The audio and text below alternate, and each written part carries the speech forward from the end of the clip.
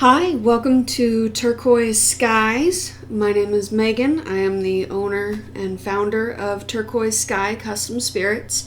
And I talked recently a couple months ago, about how I want to talk about the whole process, be very open about how difficult it is to start a business in general, and talk about starting a distillery in particular, because there's some different things that you have to take into account.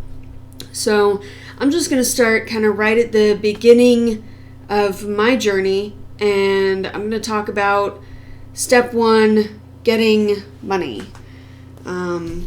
Personally, I found this to be sort of the most uncomfortable part of starting your own business.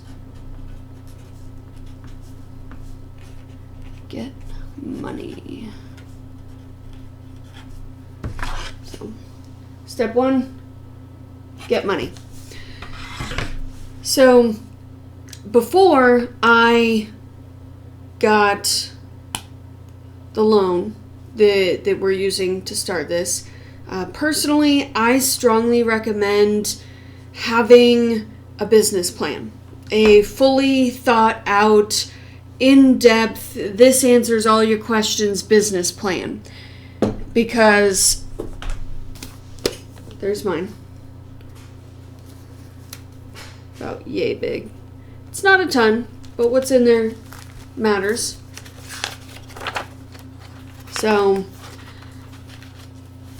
I got a lot of compliments as I was going to different places trying to get the loans about having a business plan, much less having an in-depth business plan.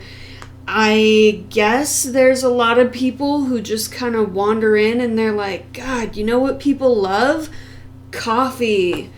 Give me $50,000. I'm going to start a coffee place because people love coffee. And I guess if you have enough money in the bank, then the bank is like, yeah, sure, that sounds good to me.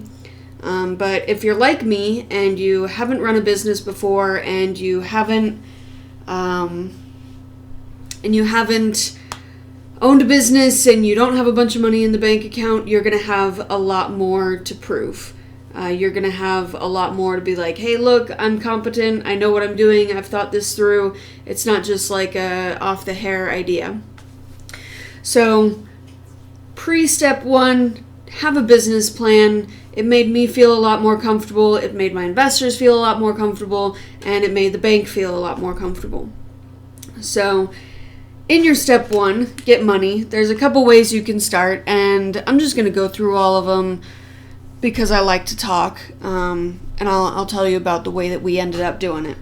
So option A, start very, very small. So I'm not going to do that because I just spelled very wrong.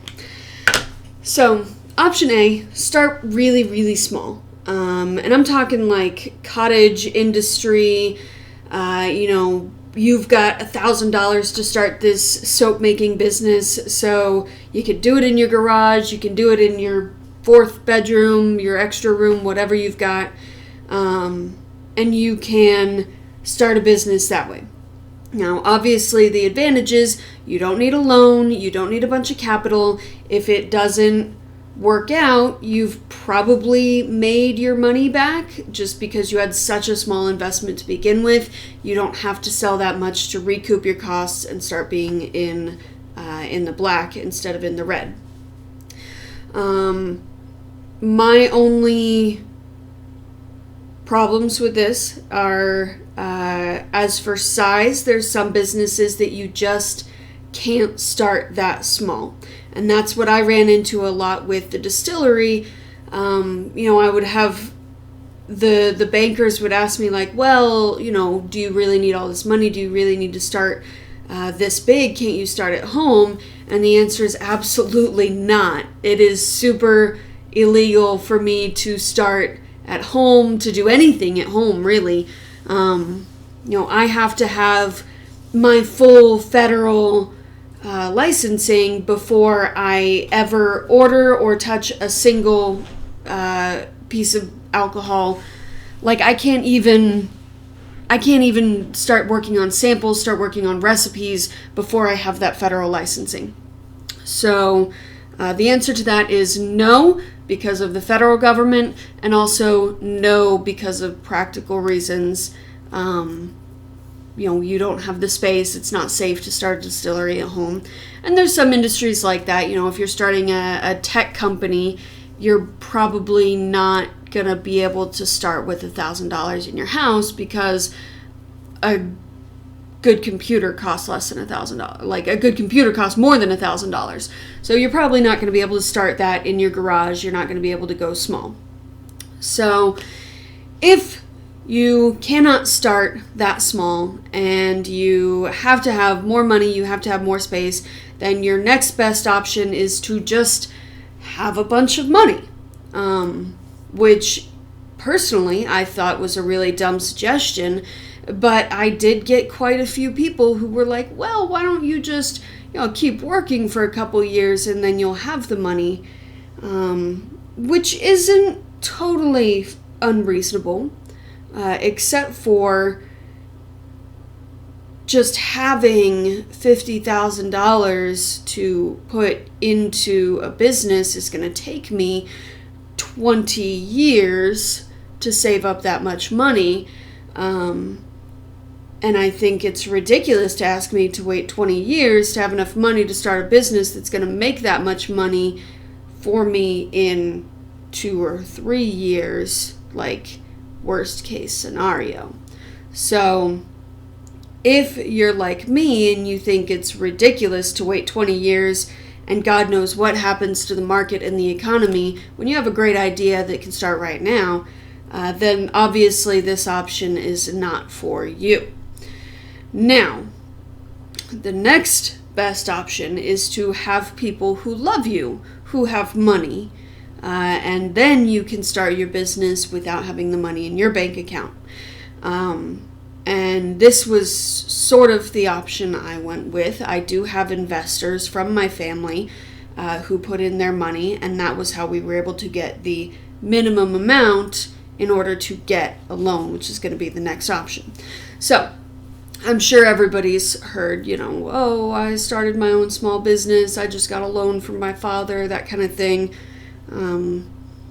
Well, that is, in my opinion, one of the ideal ways to start. If somebody somebody you love is willing to lend you the money or gift you the money so that you can get started and then you can make a bunch of money, that's going to be the most ideal way, in my opinion. Obviously, we don't all have friends and family who just have $50,000 plus dollars lying around. I think in Bill Gates or Steve Jobs, whoever that story is always about, he started in his garage with a loan from his parents for $500,000. So obviously most of us don't have that. That's not going to be an option, but whatever little amount people can contribute is going to help you a lot, especially getting started, especially if you don't have anything for your own down payment or your own show of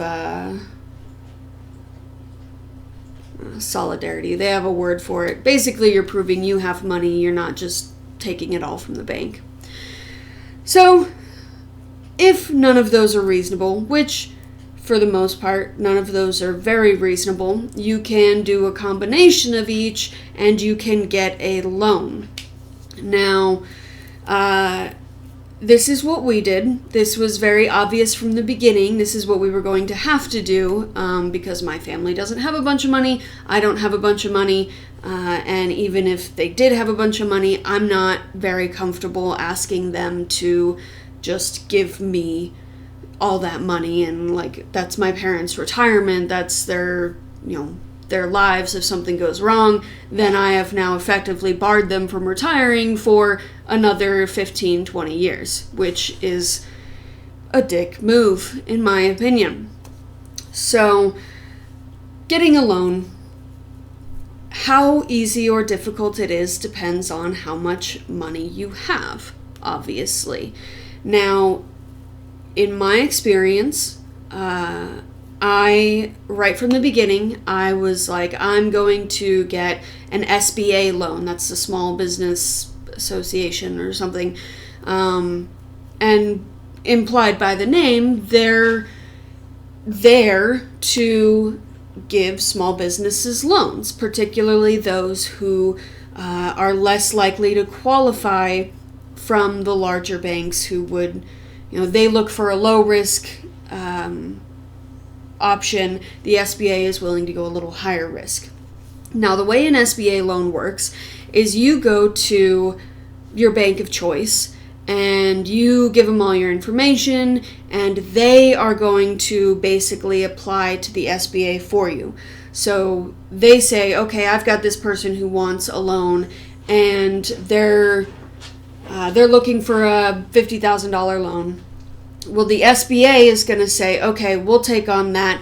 We guarantee that we're going to pay $25,000. So if I were in that position and I got the loan and I ran away with the money and said, screw you guys, the SBA would still pay that $25,000 to the bank. So it minimizes the risk for the bank, which is what makes it more appealing. And I still have to pay, if I don't run away with all the money, I still have to pay the bank and the SBA. I pay the whole loan off. And then I'm in good standing with the SBA. And it's my understanding that if you do run away with all the money from an SBA loan, they don't really come after you. You're just super blacklisted from getting any loans ever again. So don't do that. It's going to be inconvenient later. Now, I went in and I said, look, this is exactly how much money I'm going to need to start this business, and I want to do an SBA loan. I think I qualify. That was actually, I used their standards when I was writing my business plan. I figured they have the highest standards, what they require, the 3 years of expected expenses and profits, how much it's going to cost to build, how much it's going to cost to operate, my resume, my investors, all of that. They require a ton of information, way more than a regular bank is going to ask for. So I go into the bank, I say, hey, this is what I got, this is what I want, I think I would qualify for an SBA loan. And they tell me, what we recommend is you bump that number up to 100,000, because once you're at 100,000, then I can talk directly to our loan officer. And then I don't, because otherwise I'm just going to submit the application, I'm going to send it off, and then I don't know who's going to get it, who's going to process it, what they're going to think. The banker doesn't have a direct line with that person. Whereas if you're up to $100,000, the banker does have a direct line with that person. So there's that. So I was like, okay, that seems reasonable. That was fairly close to what I was asking for. And if I get extra money and I don't need it in the first year, then I just make a huge, pay it back. And that was fine, because starting a business always costs less than what you expect, right? So, they told me, you go for $100,000, it's going to make it all easier. And I said, okay, fine, let's go for it. And they go, okay, well, because it's a startup, because it's an unusual business, we ask that you have at least half that amount already in the bank so that we have that guarantee. I think normally the number is 30% of what you're asking for you should have in your bank account. They're saying because it's a startup, it's an unusual business, they want at least half the money in the bank. So in order to get this $100,000 loan, they want me to have $50,000 in the bank, which is weird because I only wanted 80, but whatever, 80 total altogether, but whatever, that's fine, I guess. Now, moving forward, there's a couple things that come up. For instance, because there is no other business like Turquoise Sky, they didn't have a frame of reference on how much it's actually going to make. So let's say you're starting up a CrossFit gym. They can go, okay, well, here's a list of a dozen CrossFit gyms in the area. This is how much they make. This is how much we can expect you to make. So they have a solid frame of reference. With what I'm doing, they're really just trusting my instinct and my calculations on how much I'm going to make in the first 3 years. So there's that. They're going to want to have a frame of reference. Now, as we were moving forward, and it's taken me a second to think of this. It's been like 6 months since we did this whole thing. So I have to kind of remember what we all went through. So I knew that I wasn't going to qualify on my own. Because I have very little credit history. I'm young. I just knew I wasn't going to qualify on my own. So I had other people who signed on with me. Now, for some banks, right? So Wells Fargo was the first one we tried to go with. They required me to have anyone who was co-signing the loan had to be at least a 20% owner in the business, which I was fine with. That's my family, that's fine. You might not be fine with it, depending on what you're doing, how you feel about your investors. You might not want to automatically sign over 20%. In terms of a startup, it doesn't seem like very much. But if it does get very successful much later on, 20% of a company is actually a very, very large holding. So consider that. Depending on your banker, they're going to ask that any co-signers have that.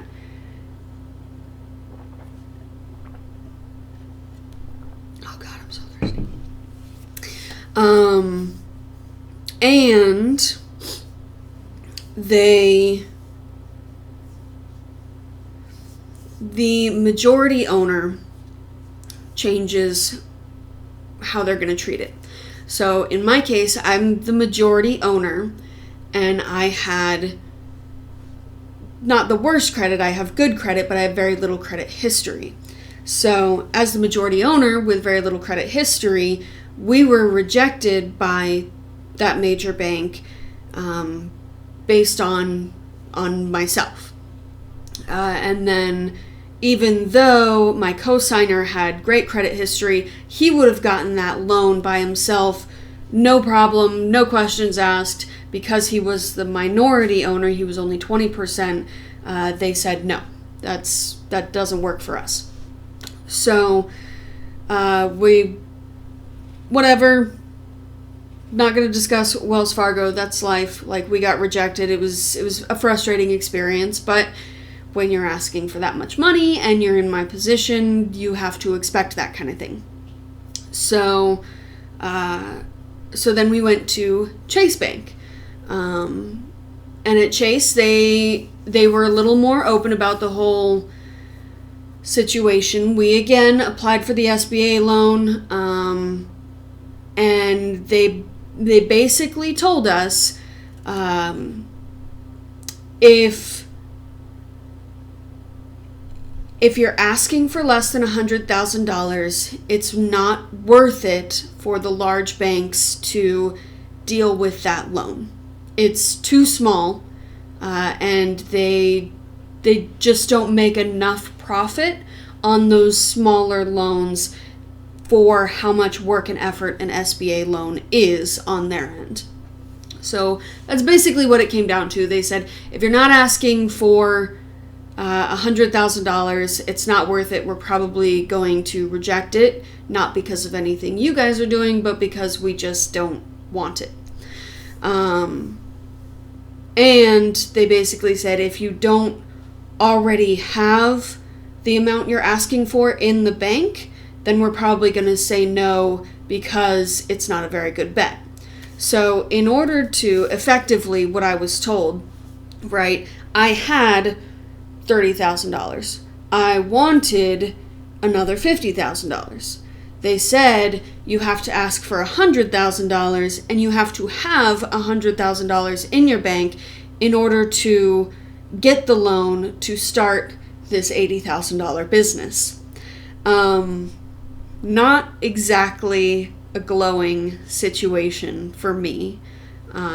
If you are in that B and C boat where you either just have a bunch of money or you have people who love you who have money, then it is a glowing situation, right? Because I'm sure you've heard that old adage before, like, never play with your own money, play with someone else's. It rings true. If you have $100,000 in the bank, don't use it to start your business. Use it to get a loan to start your business, and the money from your business is going to pay off that loan, so you never have to touch your $100,000. That's just collateral. Obviously, unless everything collapses and you somehow manage to spend all of that money, and then you're screwed and whatever, you shouldn't have been starting a business to begin with. Or you just got unlucky. That could happen too. So obviously I wasn't going to be able to pull $100,000 out of my butt, or anybody else's. And obviously they're not interested in producing that loan, even though I now had myself a co-signer who could get it by himself and two other co-signers who could get it by themselves, because I was still the majority owner and I was, in the eyes of the bank as an institution, I was not a reliable investment for them. Now, I'm not saying anything about the people I worked with. They were wonderful. They all loved the idea. They all thought it was great. But when you're working with a large bank like that, they don't really get to make the decisions. It's all about the numbers, and on paper, there's every reason for them not to give me that loan. So what we did instead, on the advice of the people from Chase, is we went to a small business startup lender. Now, the difference is, right, obviously all the big banks are going to be like, oh, we love small businesses, we love startups. Like, in their commercials, they're going to show, oh, look at Tom, he opened a coffee shop with all our money that we gave him. It doesn't quite work that way for them. They don't like working with startups. They would much rather you be open for a few years, and if you're expanding, or I don't even know. Basically, if you are willing to expand your startup, that's when they want you. Or if you're opening a franchise, something that's guaranteed, that they go, oh, this is exactly how much money you're going to make. Like, we're not even worried about it, because they know how many people have opened them and have been successful. So what they recommended is a specifically startup, small business. This is what we do, is we get little guys off the ground. And the one that they recommended to us is Dream Spring. Great people, great work. Obviously, this is who we ended up going with. And the only drawback, and it's not just the people we went with, it's the whole industry in general, is they are taking usually their private money. It's one founder. They're taking their private money and they are giving what they consider to be high-risk loans that don't have a lot of requirements. Now, usually when someone's giving out a high-risk loan with not a lot of requirements, the drawback is that it's going to be very high interest. So with a larger bank, you're looking at something like a 5-6%, maybe 7 or 8 if you're high risk, like, interest rate. With a private loan the way we are, you're looking at more like a 15 to 17% interest rate, which is a huge jump. So that's the drawback. On the one hand, if we had taken out of my parents' retirement, that would be a 4% interest rate, but it's very high risk for us.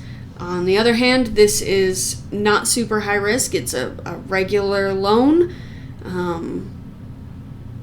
and you just pay it off the same way you would any other. So while it's a high risk for me as someone who doesn't have a lot of money, in the grand scheme of things, I mean, it's like a sixth of a decent house here in Arizona. I don't know where you are. That might be like a lot or a little depending on where you are. An average house in Arizona starts in like the 300s range, and I'm asking for 50. So very, very small loan on the general scale of loans that I'm probably going to get in my life. But right now it's still kind of a big deal to me. And then there is one other option that I didn't talk about before, and that's going with angel investors. And if you look it up, there's going to be all sorts of articles and whatever on how to find them, and here they are. And there's people who are looking to invest in women-owned businesses and people of color-owned businesses, and just whatever they want, tech startups they want. There's a lot of like science startups, things like that. So if you're willing to give up a little bit more of your control to somebody you don't know, if you're willing to do that, or if you have such a high financial need, if you're asking for $1 million to start up your tech company, then you're probably just not going to be able to get that on your own. You're going to need those angel investors, and if they've done angel investing before, if they've worked in the tech industry, it might be more beneficial to you as a startup to have someone who's done that before, that you can go, hey, by the way, this is what's going on. I don't know what to feel about it. I don't know what to do about it. Have you been in this situation before? And the odds are, yes, they have. So there's advantages to that as well. It's just that you also give up, 10, 20, 30, 40, 50% of your business. Might be worth it, might be not. It's up to you. So that's angel investors. And then there's always grants, startup grants. Personally, I found a lot of those to be medical education focused. Obviously there's a lot of people out there who are trying to get more small businesses who are doing innovative and interesting things to help better the world, which is great, and I don't begrudge anyone, but if you're looking to start a distillery, we are not generally considered to be doing what's in the best interest of the world. We are not considered medical, even though we all like to make jokes about it. So as far as grants go, I didn't really see a lot of anything that would have applied, even though I'm a woman. Some people are like, oh, there's a ton of grants for women out there, and there is, but they're really not for like, go to town, whatever you want, like have fun with it. It's for specific, make the world better purposes. I'm not a person of color, so I can't speak to the types of grants that are out there for directed at people of color who are trying to start a business. They might be a little more open about it. I don't know, but it's always worth checking out, especially if you're not trying to start something in the alcohol industry, like alcohol, pot, tobacco, stuff like that. They generally are like, well, if you want to start a company based on vices, then you can start it with your own money, is the general vibe of the American culture, at least. So that's the story about how we got money, how you can get money. to start up your business. Like I said before, I strongly recommend having everything planned out. You don't want to go in and be like, no, I can start this for, $10,000, and then you get your $10,000 and you start doing the math and you're like, no, I need at least $50,000. Like, well, then you just look ridiculous. You've gone through this whole loan process. You have to go through another loan process. Like, you don't want to do that. You want to be ready. You want to understand your position before you ever step into anybody's office. And what I did was I basically went through and I said, okay, well, this is the kind of tote that I know I need, and this is the most expensive one, and here's another 20% on top for shipping, handling, stuff going wrong. I did that with everything. So hopefully the loan that I asked for, the loan that I got, is going to be well in excess of what I actually need, because I've dramatically overestimated my spending. But then again, you get into construction costs, things like that, and I'll talk about in a different video the whole finding a location, dealing with construction situation as we've handled it so far. It always comes out to more than you expect. So whatever you think you're going to need, you want to ask for more, you want to be prepared for more.